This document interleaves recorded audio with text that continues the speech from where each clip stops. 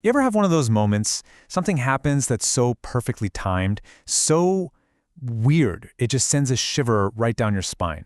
We all get little coincidences, right? Like thinking of someone and then they call you. But some things that have happened in history, well, they're on a whole other level. They're so bizarre, they almost defy explanation. So let's dive into some of the most mind-blowing coincidences ever recorded.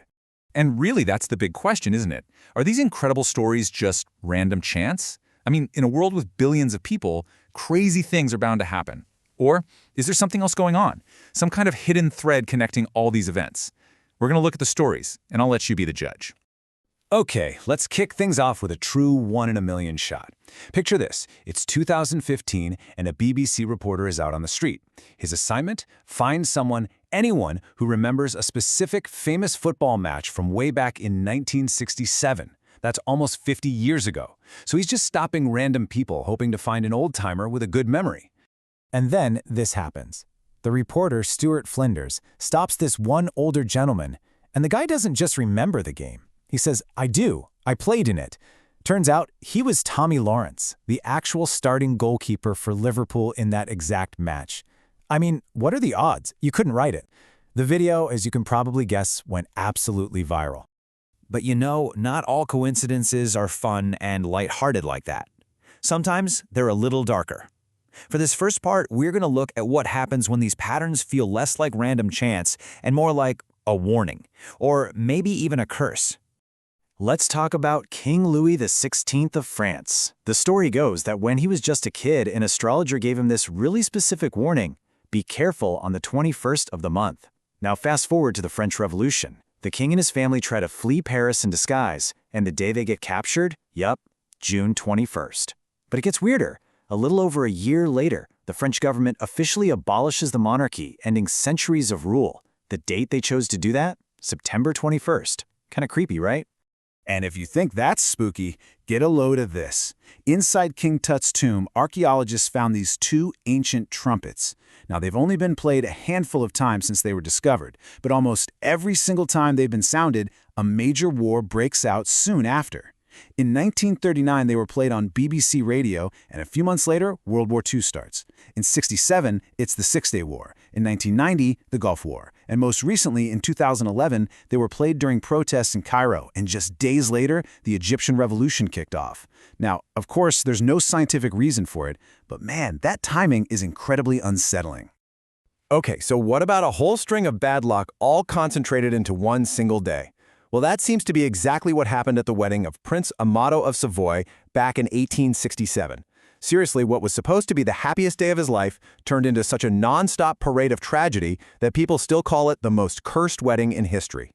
Just listen to this. On the actual wedding day, the colonel leading the parade died of sunstroke. The palace gatekeeper was found dead at his post. The guy who wrote the marriage contract dropped dead of a stroke. The station master who was supposed to see them off on their honeymoon fell under the train and was killed. And to top it all off, a high-ranking official, the Count of Castiglione, was literally pulled under the wheels of the royal carriage and died. I mean, it's just one unbelievable tragedy after another. How can all of that happen in one day by pure chance? So, we've seen these ominous patterns in time. Now let's shift gears and look at impossible connections between people. These are the kinds of stories where paths cross in ways that just seem to break the laws of probability. It's like the universe is playing a prank on us. Let's set the scene. The year is 1903. A man named Will West walks into Leavenworth Prison in Kansas. He's a new inmate, and he's going through the standard check-in process. You know, get your photo taken, give a description, and have your body measurements recorded. All pretty routine stuff. Now, you gotta remember, this is before fingerprinting was really a thing. So to identify criminals, they used something called the Bertillon system. It was this super detailed method based on 11 precise body measurements. The whole theory was that no two people could possibly have the exact same dimensions. It was supposed to be foolproof, or so they thought. So the prison clerk is taking down Will West's measurements, and he goes to file them away. But then he stops. He's confused. He pulls out a file for a prisoner who's already there. The name on the card? William West. And the measurements? They're identical, to the millimeter. The photo in the file looks exactly like the new guy standing in front of him. But Will West swears up and down, "Nope, I've never been here before in my life." So they check the prison records, and here comes the bombshell. The other William West was already an inmate. serving a life sentence in a different part of the prison. They brought the two men together, and everyone was just stunned.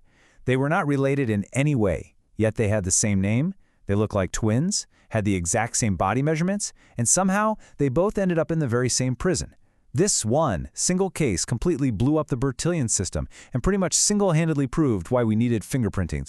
Here's a more modern one, and it's kind of wild. So Steve Jobs was adopted, and for years he was searching for his biological family. Well, it turns out that he had been a regular customer at a restaurant owned by the very man he was looking for, his biological father. He'd go in, they'd chat, and neither one of them had any idea who the other was. The universe put them in the same room time and time again, and they never knew.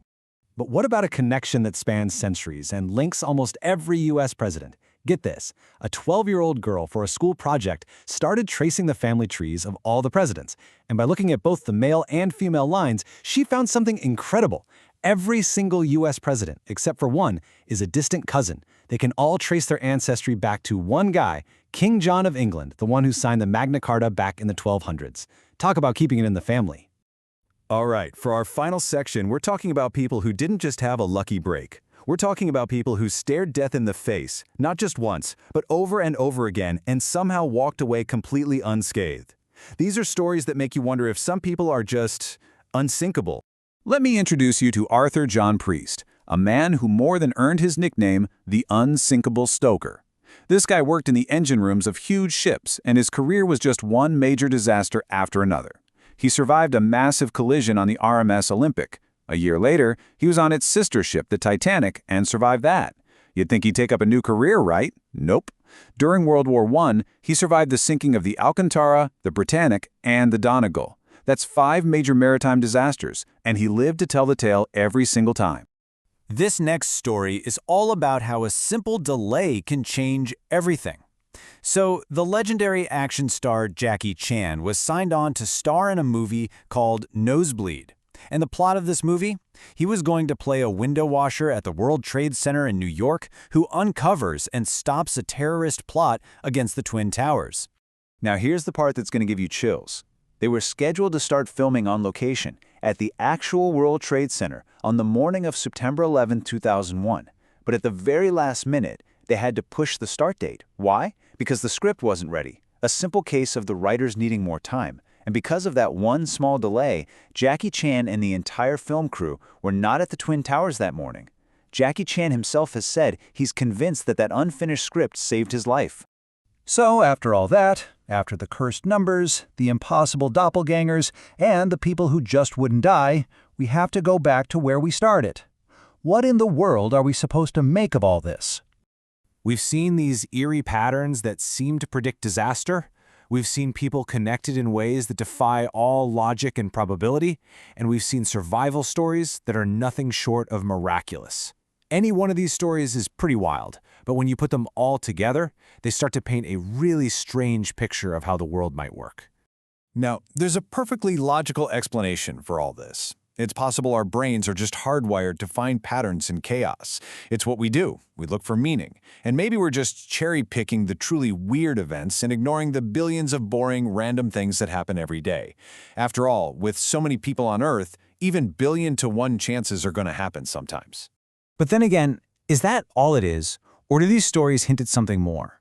Is it possible that there are forces at play we just don't understand yet? Connections between people, places, and time that go way beyond simple, random chance? Maybe the universe is a little less random and a little more mysterious than we think? And that's the question I'll leave you with.